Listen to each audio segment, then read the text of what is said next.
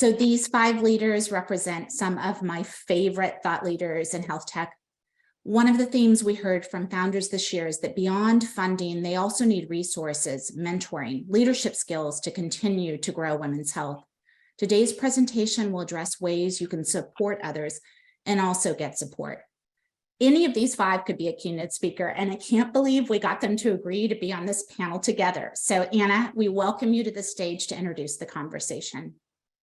Thank you, Susan. I want to start off by just thanking HITLAB for putting together this amazing day showcasing innovation in women's health. I'm very pleased to be part of it, and it's an exciting, wonderful, wonderful opportunity. I'll just introduce myself a little bit. As I said, I'm Anna Zornosa, and after a career that involved standing up 5 startups, I'm now focused on companies at the intersection of health and digital technologies.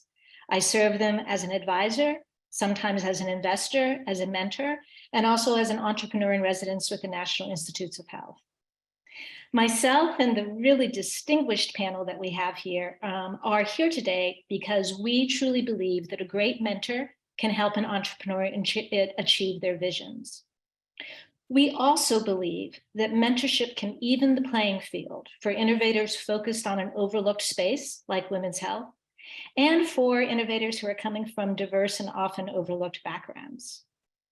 To that end, we've assembled a very diverse panel. I myself was one of the first Latinas knocking on the doors of Sand Hill Road back in the day. We have others here with very diverse backgrounds. We have people from profits and nonprofits, and very consciously, we have both men and women. And that's because it takes a full community to unlock the potential that all of you amazing innovators have. We're going to use our 20 minutes very, very intentionally and very practically. So our goal is to define the mentor relationship and to really talk about what's in scope in that relationship and what's not in scope. And we also want to leave all of you here with some rich ideas about how to find a mentor, how to use that mentor, and how to begin that relationship.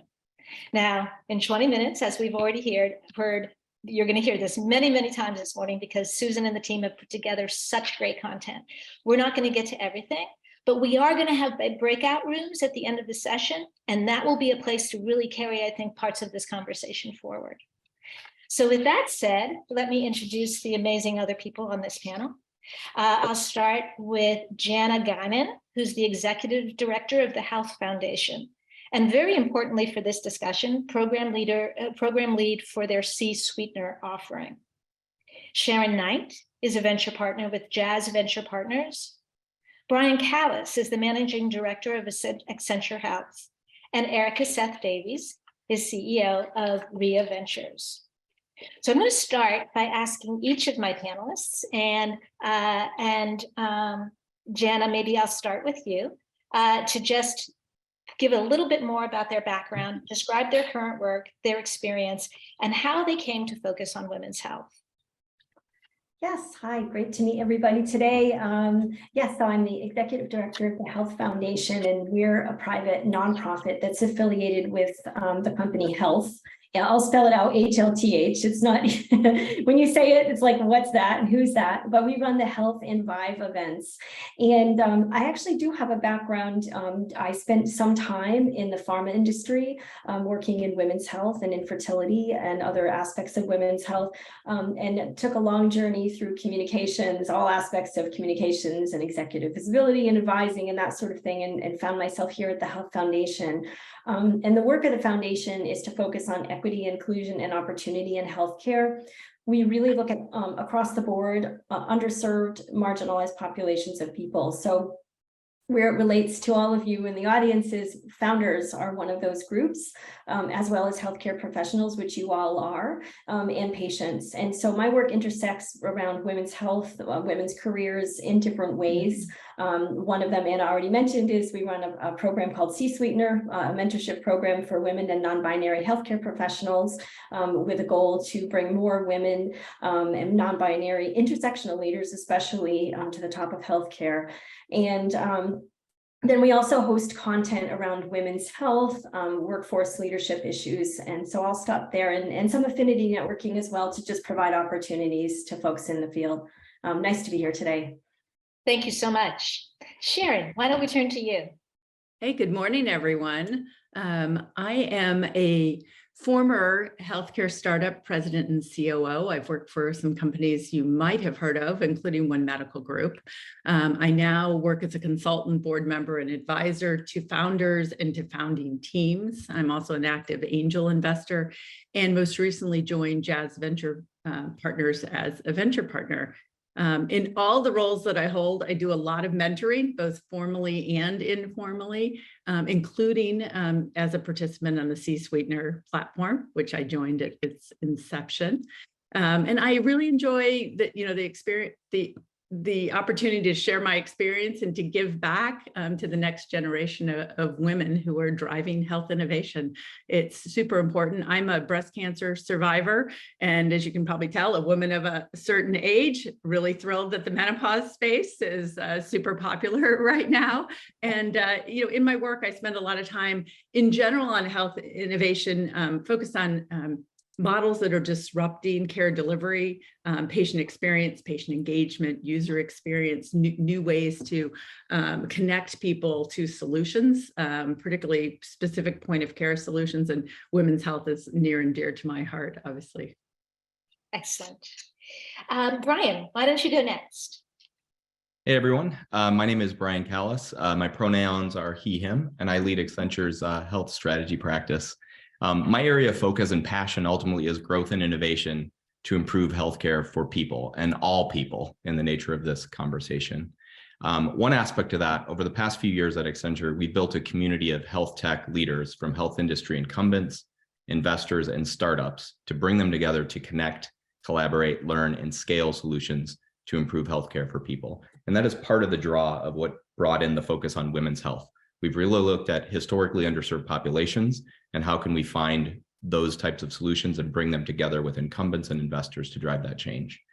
In addition to that, through my wife and my two daughters, that's also a big area of how might we improve healthcare just through seeing their lived experiences. Tied to that, we also have had companies from HITLAB as part of our community. So that includes Ellipsis Health, Gabby, Baby Live Advice, Be Well, and even more. So I'm excited to meet the companies and founders today, as well as feel free to reach out to me at any time if I can help as a connector or mentor. Terrific. Thank you, Brian.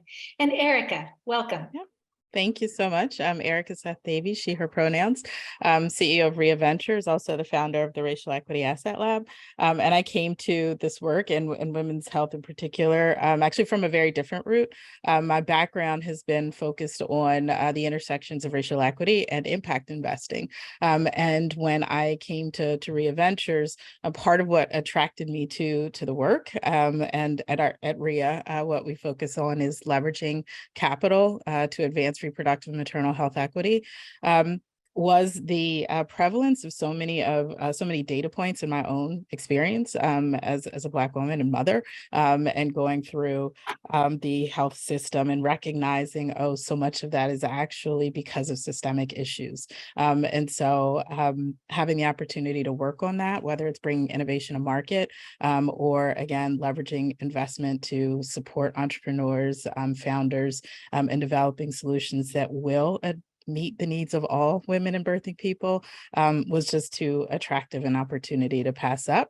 But fundamentally, I've always believed that the ownership and control of capital has a lot to do with where resources go and how we can solve these problems. So that's fundamentally what brought me into the organization, brought me deeper into women's health, and even as a mentor, because of that non-traditional trajectory, I've engaged with a lot of people who are like, wait, so I can do this too. And that's just been deeply gratifying to be a part of a movement like this as well. Terrific, terrific. Let's start with some of the basics. I'm going to ask Sharon and Brian to kick us off by discussing what is a mentor and how is this relationship different from that of an advisor, a manager, or a sponsor. Sharon, do you mind kicking us off, and we'll go to Brian next? Sure, I'd be happy to. And I think there is a really important distinction here. A mentor is somebody who has your best interests at heart. They don't have another agenda. They aren't they aren't your boss who is managing a team, and you're one of many. They're not necessarily beholden to any organizational goals or objectives. They truly can be there for you and to be a sounding board and a coach. In my role as mentoring, I see myself as being the person who can ask those tough questions, who can be the shoulder to lean on or cry on, somebody who can, say it like it is, with empathy and warmth and understanding, and really challenge women constructively to make decisions. I don't provide answers. I ask questions and try and lead people to coming up with the answers for themselves.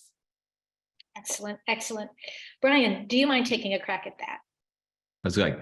I think Sharon did a great job of hitting that one up. I would say a big part of that, like Sharon mentioned, is just that trusted person you can connect with as needed when you're seeking advice, counsel, or even just someone to listen. And then even part of that too is someone who could even help make connections and help you solve different challenges you're facing. That's all I would add. Otherwise, I would say spot on.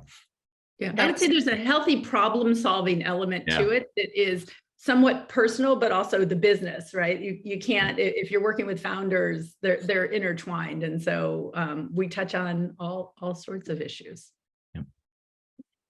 That both of you have really sort of highlighted the role of advocacy and how a mentor can be for that innovator, their advocate. I love that. Let's move a little bit to the importance of the mentor relationship. And specifically, I'd love to hear your thoughts on whether or not a mentor can play a role in the success of founders of traditionally excluded groups, or those who are creating a solution, as many are here, for a group that's been previously overlooked. If so, how? And I'm gonna turn to Erika first on this one, and then to Janna. And just be warned a little bit, I'm going to come back to some and impress you on some specifics. But Erika, why don't you start us off? Can that mentor relationship be an instrument of change? I think it can. I believe, and actually, I think I've seen that be an instrument for change. One, in the sense that depending on where people are positioned as mentors and being able to help founders, you can either open doors or create new views, new perspective for people who have not historically been at the table. And so in having that relationship, it's not to change the mentee, it's to clarify the view, depending on where you sit, so that there is a deeper understanding of what you're entering into as a founder. So that's one aspect of it. I think also helping people to maintain the authenticity of their work.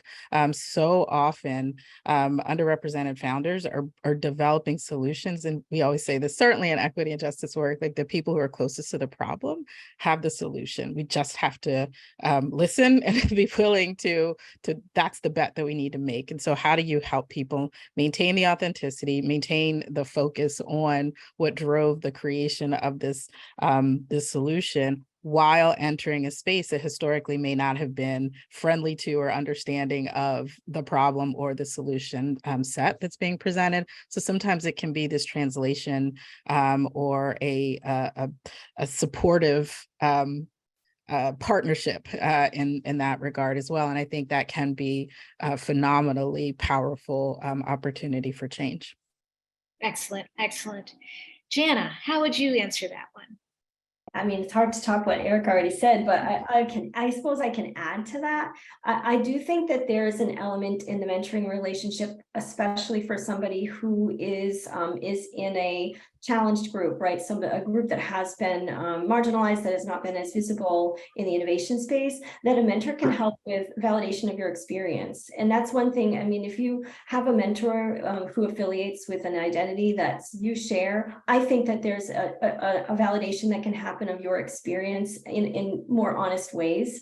And I also think, and this is something, Erika, I know you brought to the conversation too, helping you to navigate that experience. We're in a world, the world of innovation is no more or less discriminatory or open than the rest of the world. So I think that having that person in place who has been there, who has done it, particularly someone who's a founder themselves, who has been through that, I think is really helpful. Excellent, excellent. Before I move on, this is such an important topic. Sharon and Brian, do you want to add anything, or shall we go to the next question? I want to add a build, and it may be a bit beyond just kind of the mentorship piece, and maybe a unique role that at least I try to play on behalf of women's founders is as a bridge maker. How do I, and it ties to that connecting piece. How do I connect people to other health plan or health system executives that are seeking solutions, other investors, and try to get access? And to give an example of this, both with women's health and also LGBTQ founders, specifically a trans founder, it's really all of us as a community of mentors and so forth, and how we can create that access. So I had some that were seeking funding and seeking customers. What I could do, I could leverage my position to say, oh, here is someone who is a friendly, and I even went to other people in my network as a community to go, you know, who would be supportive and a safe place as well to support funding of these different places. And then ultimately open those doors so they could either get feedback on their solution, seek funding, or different things like that. And that's something that I just am constantly trying to do, is find ways to be that bridge between those worlds. Excellent, excellent. Let's paint a picture of a successful mentor-mentee relationship. You know, let's get in there a little bit. How long might the relationship last? How often would you meet? What should your mentor and mentee expect from you? And really importantly, let's talk a little bit about what they should not expect. Let's define what's out of scope here. Sharon, do you mind kicking us off here? Sure. So I've had some mentee relationships that have extended multiple years. They often are a monthly call or a Zoom, sometimes in person, but usually virtual, usually at a regular time. That doesn't mean it doesn't shift, you know, around based on busy schedules, but it's a regular interaction so that you build a relationship and you build the knowledge, you know, of the individual, and they get to know you and you establish trust. Typically it comes with an agenda, but not always. So I appreciate knowing in advance if there are particular topics or challenges that the mentee wants to talk about. So I have a chance to get in the right frame of mind or think about resources, you know, in advance to make the conversation more productive. That's not always, you know, possible. So I'm generally pretty flexible, particularly once the relationship has been, you know, established. What I don't appreciate is when someone reaches out to be for mentoring, and what they really want is me to invest as an angel. And they've got another agenda that they're not necessarily transparent about. So to me, I enjoy the mentoring relationships where people are tapping into that been there, done that experience, which I think everybody kind of talked about, somebody who's walked in these shoes before and can help, you know, pave the way with advice and counsel.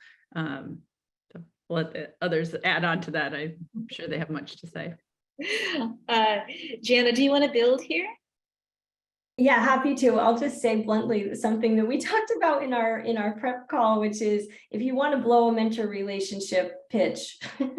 I think don't pitch, because you have, as Sharon said, the potential for a long-term relationship, and the value of that relationship is so much higher than the sale that you might never make. I'll tell you, almost never. I think when someone comes into a mentoring relationship, that's not what they're looking for either as your mentor. But man, they are so willing, and I see it because I see all of the session reviews that mentors and mentees do of one another in the CSweetener program. Mentors are so appreciative of mentees that come in prepared, on time, and are willing to take their advice. I think that's a great basis for a relationship. And I would say another thing that that you can do to have a really successful relationship is tell them how it's going. Like outside of your regularly scheduled meetings, if you have formed a close relationship, and I can say this as a mentor myself, it is so exciting when you see your mentee making progress. It's so that open and honest relationship is the foundation, but know that they are invested in you, and you will bring value to them, the value that they're looking for, which is just to know that they have supported you in your journey. Excellent. This is such a great topic here, really sort of making sure that everybody who's listening to this panel has a picture of how they can show up at that meeting and get the most out of it. Anyone else want to add anything to this before we move on? Great, great. Well, we're getting close to our time.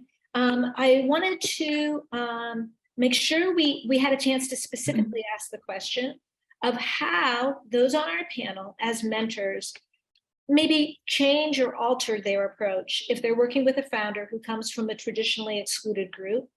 You know, would you consciously do anything differently? And what about if the product that innovator was representing was aimed at a traditionally excluded group? Can you talk a little bit about how you approach these conversations when those aspects are in play? Erika, I thought I'd start with you on this one. Sure. I tend to actually be approached by Black women in particular for mentorship.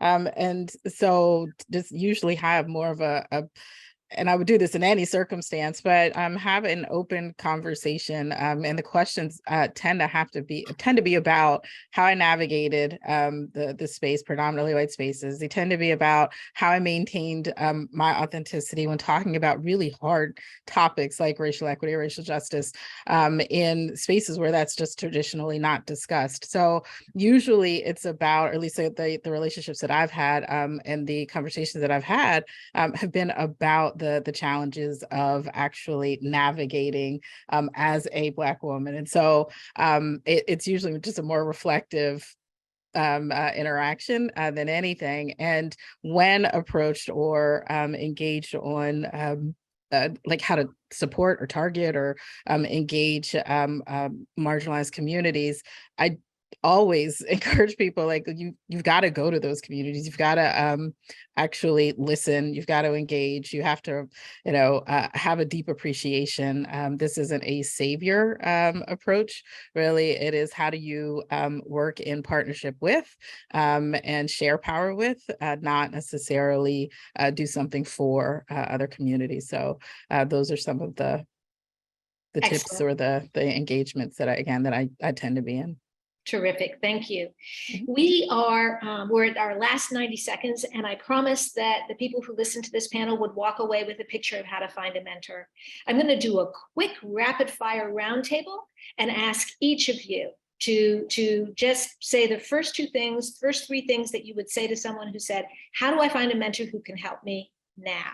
I'm just going to randomly call one of you. Brian, if someone says, how do I find a mentor? Where would you guide them? Yeah, would reach out to this community. I'm happy to reach out to myself, and whether it's me as a mentor or connecting you to others, that could be a good fit. Happy to take that as a next step. Excellent. Erika. I would say the same. Reach out to this community. There are ever expanding communities of practice that people should plug into. And that's, I think, the same thing that we heard at the previous session as well. And so reach out on LinkedIn or through our website at Rhia Ventures as well. We have a whole community of women in our organization as well, willing to help. Excellent, excellent. Janna. Well, I would say for anybody on the call, CSweetener.org, I'll put it in chat. That's our program. It is free to mentees who are eligible. But, if for some reason you find yourself in a position where you meet someone and you think they could be a mentor, I think it's so important to not be shy. I was not that person who would have stepped forward as a younger professional. Now I would. And I think you're hearing from everyone here, there is such a huge support for innovators. So I think you can find someone by just simply reaching out and also potentially framing for them the reason why, like what is it you see in their experience that you would like to learn from. Excellent. And Sharon? LinkedIn is such an incredible, powerful tool. Lots of people reach out to me every week on LinkedIn. If somebody has advisor in their profile, chances are they probably do mentoring as well. And so then leverage your network and see if you can find an introduction to that person. So identify them on LinkedIn and then leverage your network to get an introduction if possible. If you don't have an introduction, reach out to them cold. Know that not everyone looks at their LinkedIn messages or gets them maybe regularly. So leverage the power of your network to get referrals, introductions where someone says, gosh, this person's really worthy and wonderful, and go a long way in terms of getting somebody to be responsive to an overture. Terrific. I will I will add two things. One, which is I've been really impressed with the networking that's been happening on the FemTech focus group. And so if you're not part of that, that really has become a safe place for people to really raise their hands and say, I could use X and get matched.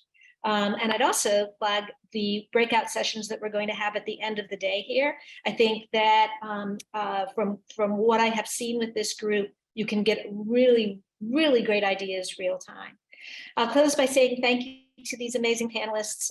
This is a great session, and thank you all so much for your candid answers and the benefit of your great experience. Thank you all so much. I could listen Thank to you. you all day. I just wanted to mention that I'm also a mentor on CSweetener, and I have been a mentee. I think it's a fundamental part of learning, ongoing learning. I know that we have other people that are mentors in the audience. I'd be grateful if you go ahead and put that in the chat, as well as if you're a mentee. I think it's important to introduce this, and this is a topic that we will continue to address at HITLAB. So thank you again so much.